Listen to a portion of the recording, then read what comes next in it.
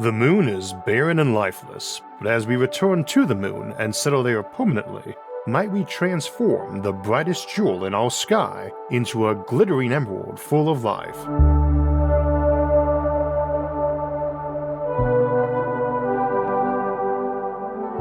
I am generally known for being a techno-optimist and upbeat about the future, but even my optimism tends to shudder a bit whenever I see my grocery bill these days. But if you think those are bad, the cost to get food up to astronauts is truly awful. There are prestigious restaurants out there that charge $1,000 a head, and they seem like the dollar menu at a fast food joint compared to what food delivery to the moon or Mars cost. Those costs are coming down and sharply, but could run north of $1 million a kilogram, which might mean even a small permanent base on the moon and one able to source its own water and oxygen might still need $1 billion worth of food delivered to it annually. These constant resupply costs are part of the reason why we have not returned to the moon and set up a permanent base yet. We really have had the technology to do that since the Apollo era, but sending a couple people there for a few days is really quite different than shipping what is needed for semi-permanent housing. Needless to say, it sure would be nice if we didn't need to bring along air, food, and water, or could recycle much of it, and this is part of our topic today. Earlier this year, we looked at terraforming the moon and living in lunar lava tubes. This show turns 10 years old next month, and we've discussed the moon since nearly the beginning and returned to the moon a lot in other episodes. But we have never deep-dived lunar agriculture or para-terraforming, that more modest, near-term, and economical place to start turning the moon green, or producing food for use on the moon, or to help fuel expeditions to Mars or asteroids. To grow plants for food and for gardens those lunar settlers can walk in on that otherwise barren world so close to our own lush home, and even to support livestock and have lunar bacon, or that green cheese the moon is allegedly made from. And speaking of food, now is a good time to grab a drink and snack, and hit those like and subscribe buttons as we explore the gardens of the moon. Incidentally, for anyone wondering about the title, it is a double hat tip to the first book of the Malazan high fantasy series of the same name, and the song Walking on the Moon by Sting and the Police. Sting is my favorite musician, and the song's been rattling through my head while doing episode prep. The song came out 10 years after Apollo 11, and the book 30 years later, back when I was finishing up my undergraduate in physics, and going back to the moon was starting to seem like an ever more distant fantasy. We were always trying to find ways to make these expeditions cheaper en masse, and thus fuel and cost. And in situ production of food and water was critical to that. Water was always most important because you can make air out of it and also rocket fuel, and it is also most of what you and I, and plants in general, are made of. That's why finding it there on the moon was so important. It is not enough to run millions of years of fuel production or terraform the moon, but it is enough for a lot of robust para-terraforming, which is the category garden domes generally fall under. One reason I'm focusing on gardens today, not just growing food, is that while we can do some basic hydroponics to make some food, and it is a good place to begin, what we really want is healthy lunar soil, and monocropping is generally not a good way to do that. Quite to the contrary, it tends to deplete the soil, especially of microorganisms and insects, even when you're being good about it doing crop rotation between seasons. We talked about that more in our Agri-Worlds and Farm Planets episode, but the basic gist is that while hydroponics, aeroponics, and aquaponics will be invaluable on spaceships and early moon efforts, we need to be making soil, and that means using approaches that tend to improve or regenerate soil, not the reverse, which is where polyculture and garden approaches are better. I think we also need to emphasize that we're not trying to improve the lunar soil, because there isn't any. It's all razor-sharp regolith. We truly need to make that soil from scratch, and the key difference is that means a lot of organic matter. That regolith is no more universal than rock and dirt on Earth is, and we've only got relatively limited samples and observations, but generally speaking it is on the alkaline side and low on critical nutrients. Nitrogen, phosphorus, and potassium are your 3 macronutrients plants really need in quantity, and thus are best sourced from the moon rather than imported. Potassium and phosphorus are common enough on the moon, as is calcium, sodium, magnesium, and other micronutrients plants and animals need. Though let us note that if you have to send whole teams out to gather the stuff early on, it isn't necessarily saving you money on importation. And it is why roving drones or nomadic mining platforms may come in handy to find those elements abundant on the moon, but not necessarily at any given place. Nitrogen is another story. It makes up a few percent of plant material, so we need a lot of it, but its presence in the lunar regolith is only a few parts per million. And beside making up a lot of our plants, it makes up the supermajority of the air we breathe. We don't actually need that nitrogen in the air, plants do, so we can set up early bases with high oxygen concentrations or at partial pressure. We tend to think replicating normal air is the better option, especially for long-term habitats. This means we need to bring that nitrogen in and work hard not to let it escape. It's probably going to be our biggest startup and maintenance cost in our discussion, since we had to bring it in from Earth and keep bringing it in.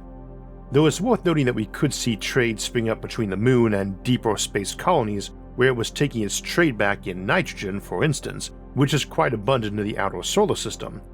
Nitrogen is also on Earth and Venus, but they have great big gravity wells that tend to make it cheaper to import it from a billion miles away instead. There is a chance we'll find more volatiles in some of the permanently shadowed craters on the moon: methane, ammonia, carbon dioxide, and monoxide, and of course water, and thus not need to import anything till we get much bigger and more robust lunar and interplanetary economies going. As to how much we need, probably in the vicinity of 10 kilograms of nitrogen per square meter of some garden dome. Soil typically runs about 1 to 5% nitrogen content, more generally being better, and it depends on how deep you want your soil to be too, but that gives us an order of magnitude. Soil needs even more carbon, but thankfully, while it's not terribly abundant on the moon, it seems to be a good deal more abundant than nitrogen. Again, in the long term, we should expect importation of water, methane, and ammonia ices from the outer system, where they are super abundant, and the moon is our gateway to getting those. So if we have to use up the local lunar supply, that's probably an acceptable option.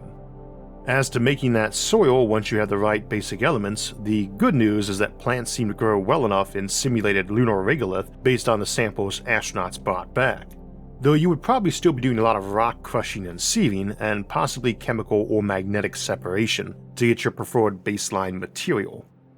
Lunar regolith packs very tight when moist too, which makes taking root difficult. There's a fair amount of debate about using crushed rock and how much to crush it to get a good spectrum of particle sizes for your future soil, or using basaltic rocks as fiber for the roots. But it's also a reason hydroponics often seems easier. You just dissolve the nutrients from the regolith into water and feed that into the plants. Again, today our interest is in making soil though. Also, as mentioned, lunar regolith tends to be quite alkaline, so the pH will need adjusting. Solstice mining managed to get beans growing in that simulated regolith, so that's a pretty good proof of principle, especially as they are nitrogen fixers. We'll come back to their work in a bit after we finish covering the basics.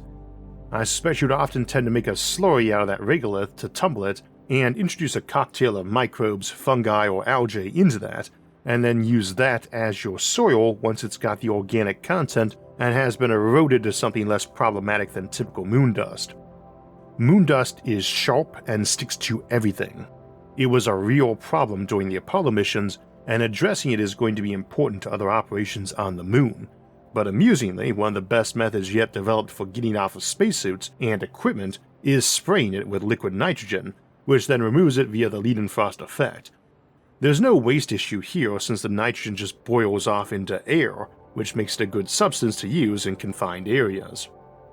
We do need nitrogen in the soil and the air, otherwise air is the easiest part of our equation, as we exhale carbon dioxide and inhale oxygen, and oxygen is plentiful in lunar regolith and would be a waste byproduct of metal production on the moon. That metal production is our principal interest in the moon too, and likely to run on either nuclear fission or solar power. We can always imagine cheap fusion becoming possible in the near future, and then you just bulk import all the volatiles you need from the outer solar system. But even if we get there, I'm a little dubious about ever using it economically as an alternative to sunlight for plants anywhere in the inner regions of the solar system. The biggest problem on the moon with plants is that the day-night cycle is a month long. The sun rises and stays up for a couple weeks, then sets for a couple more.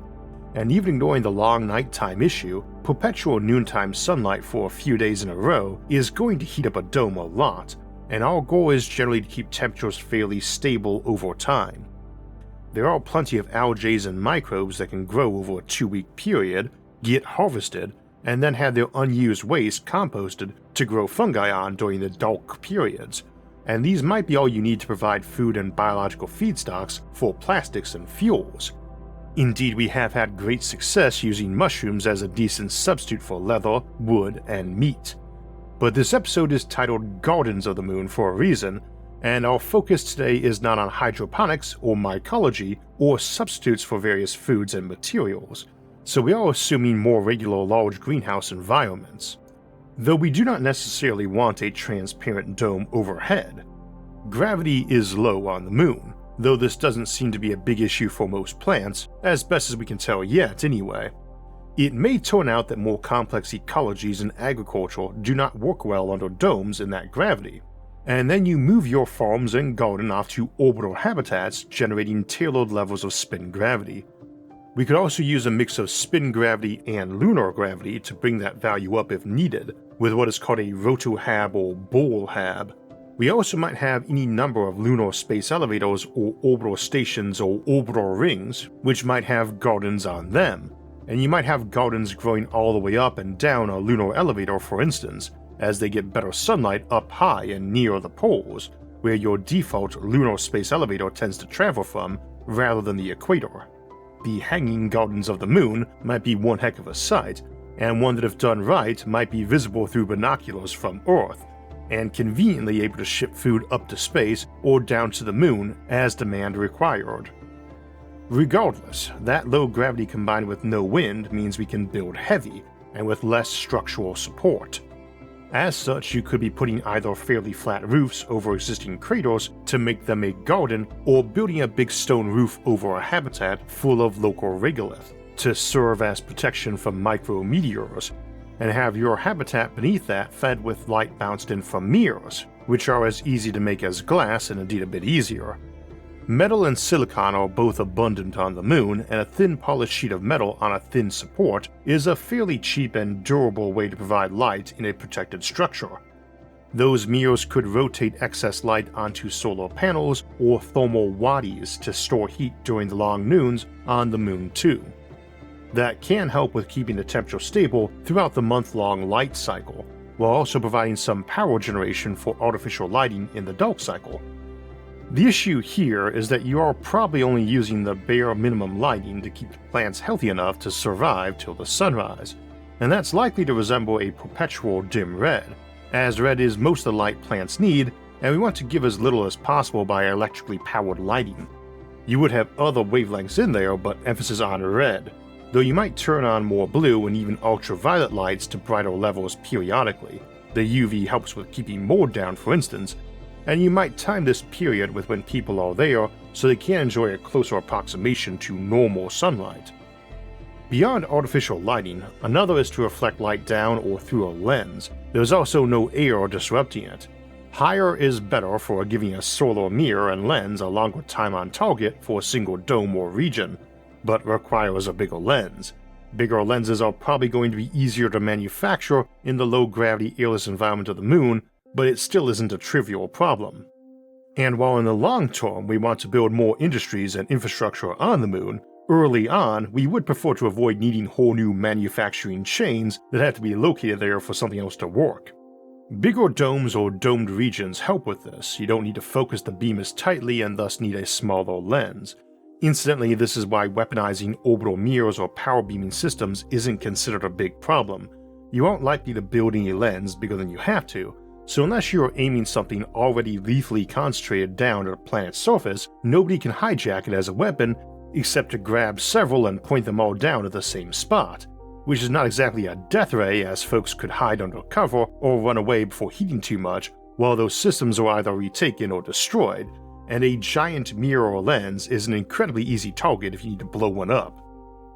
We could imagine mini domes on a ribbon around the moon being serviced by a lot of satellites that each switched their target as they went, as well as more eccentric orbits or even a thin orbital ring that just kept the mirrors over the same places all the time, and where we just added more to a piece of that ring where needed. That is more far future though, not from a technical difficulty standpoint, but because it requires an awful lot of settlement on the moon. In this context though, think football field-sized domes, or collections of smaller domes combining to that scale, and from a lens that needs to be far enough away to actually be in sunlight at the time, as well as let us have as few satellites as possible. This is an example where bigger is easier, so you might begin with some domes with artificial lights at night powered by a nuclear reactor, which is probably powering metal and glass production during the daytime. Then as that garden area grows, you use some of that material for large orbital lenses. As is often the case, we need to be mindful that whatever we do on the moon, or other places for that matter, it's going to go through major changes over time, not simply scaling up in size. Partially because we are still developing the basic technologies, but also because your priorities and abilities shift as you grow, and what you grow will also shift as you grow, pardon the pun. We tend to assume early on the focus is on hydroponics, and very vertical farming approaches as well, as the low gravity makes height easier. I mentioned Solstice Mining earlier. They are a fairly new company out of Norway, and they have been working on lunar agriculture for the European Space Agency for a bit now, though I've not seen an update on their work since they were on the Angry Astronaut last year. Definitely worth a watch, and they did go into more detail on the process for dissolving nutrients from regolith and growing plants in that regolith. NASA has been funding some more research into lunar gardening too, but I think we'll have some wait before you can really dig into the depths of lunar dirt.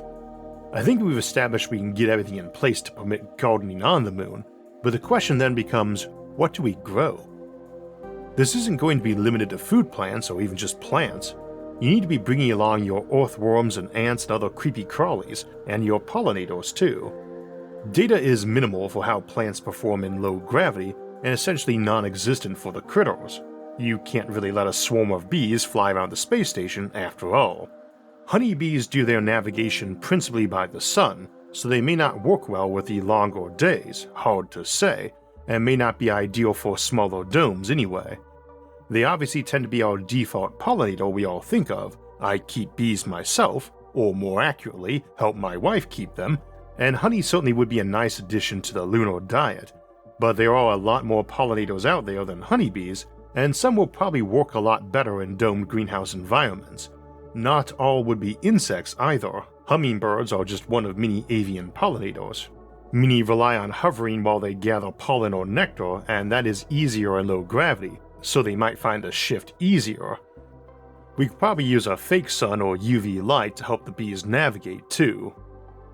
It is also worth noting that gardening and farming are a lot of work, and it's to our benefit to let critters do a lot of that for us whenever we can. I'm a bit dubious about introducing cows or pigs to the moon without a very large infrastructure in place, but chickens and fish are a lot easier to get going in a smaller space and help complete that circle of life. I think there's often a desire to go vegetarian or even vegan in space, and that certainly is an option. As mentioned, mushrooms, while not technically a vegetable, offer a lot of substitute options, as do peas and various other plants. But you still want to bring animals along, as our aim is to make a complete ecology. We'll come back to moon cheese and lunar bacon in a moment. First, I want to note that it doesn't actually take that much plant life to recycle carbon dioxide you and I breathe compared to what we need for food. Some plants are better at scrubbing carbon dioxide from the air, and thus might be preferred houseplants on spaceships or space stations, where they don't want to do mechanical or chemical scrubbing. Some of those, like the spider plant, snake plant, bamboo palm, Boston fern, and peace lily, also do well in low light or indoor conditions. Snake plants are good at converting CO2 into oxygen even at night, and thrive in low light even with infrequent watering. They are also good at removing other air pollutants and need very little maintenance. They are also not edible, being quite toxic, and again it generally takes more plants to feed a human than to convert their CO2 back into oxygen. We need to focus more on things we can eat and which take very little effort to grow per calorie, and in the context of gardening rather than farming, as tractors running over giant wheat fields is not really inside the scope of our current considerations. The field of soft robotics and agricultural robots may help a lot on this, and the cost involved in transport means we can afford expensive equipment, especially if it's low mass. I do want to emphasize though that the objective is not just to grow vegetable gardens or even just some herbs for flavor. Potatoes, corn, and beans are probably big staple crops still, being easy to grow and high in calories. But diversity is important and beyond just food crops.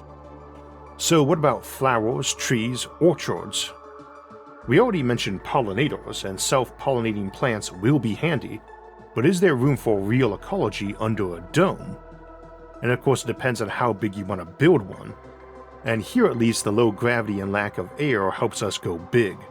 Plus domes can overlap and have passageways in between. But you could have forests inside domes, same for vineyards. The question is at what point do these become feasible? And then also at what point are they not simply small samples inside a botanical station or zoo? I want to close by picturing a small, self-sufficient base in a modestly higher tech future, one well established for a comfortable community of say 100 people, a lunar village. Let us imagine they do have their hydroponics and their solar farms, and even a small modular nuclear reactor in the low megawatt range. So they can afford to divert some power to red light LEDs to help plants out at nighttime. They have a chamber for mushrooms and again hydroponics and aeroponics, and use these for processing human waste. But they have a number of domes around their base focused on a few different ecologies. This includes ponds with fish in them and trees near the taller middle of the dome. Those ponds help retain heat and keep humidity higher and represent a reserve supply of water if they need it. Most of those plants are for food, most of those trees are fruit trees, most of the critters are edible too, rabbits, fish, chickens, and so on, but also a place where you'll see smaller birds and squirrels and dogs and cats to chase them. In the bigger forest domes there are even some pigs and goats, so yes to lunar bacon and moon cheese. Those living in those domes have to work fairly hard to maintain them, for all their robot helpers, and while engaging in the mining, refining, and manufacturing that brings them the resources to get nitrogen imported and other necessities. But they're very glad to do that extra work to have those wondrous green spaces, and added variety of environment and diet. To them, and in their eyes, humanity has taken its first steps toward a future among the stars, cultivating not just crops, but hope and resilience in the vastness of space, all present inside their gardens of the moon. Often when we discuss settling the moon and other planets, we focus on bringing humans and Earth's biology with us, but another pathway might be cyborg civilizations, or vast superhuman minds built on computers, or even huge brains in vats. In this month's Nebula exclusive, Jupiter Brains and Megaminds, we're going to explore the idea of enormous minds, computerized or not, and just how big they can go, to planet scale and beyond, and how this restructures their mental architecture. That's out now on Nebula, where you can see all our episodes early and ad-free, along with exclusive and bonus content from myself and many other creators, like our monthly Nebula exclusive episodes. You can join now for about $2.50 a month, about the price of the drink or snack you've been enjoying during the episode. We also now have lifetime memberships available and gift cards that let you share Nebula with friends and family. When you sign up at my link, go.nebula.tv/IsaacArthur, and use my code, IsaacArthur, you not only get access to all the great stuff Nebula offers, like Jupiter Brains and Megaminds, you also be directly supporting this show. And again, for those of you who want to share everything Nebula has to offer with your family and friends, Nebula is now offering gift cards. Use the link gift.nebula.tv/IsaacArthur to give a year of Nebula to a friend for just $30. So that's it for today, but we'll soon head into September for a look at stellar nomads, civilizations that roam the stars in immense armadas. Then we'll travel to the Library of Babel, a repository of all books ever to be written, and contemplate truly huge numbers while we're at it. After that, we'll journey to the cities of Mars to ask what a future red planet might look like once settlements become more common and robust. If you'd like to get alerts when those and other episodes come out, make sure to hit the like, subscribe, and notification buttons. You can also help support the show by becoming a member here on YouTube or Patreon, or check out other ways to help at isaacarthur.net. You can also catch all of SFA's episodes early and ad-free on our streaming service Nebula, along with hours of bonus content like Jupiter Brains and Megaminds at go.nebula.tv/isaacarthur. As always, thanks for watching, and have a great week.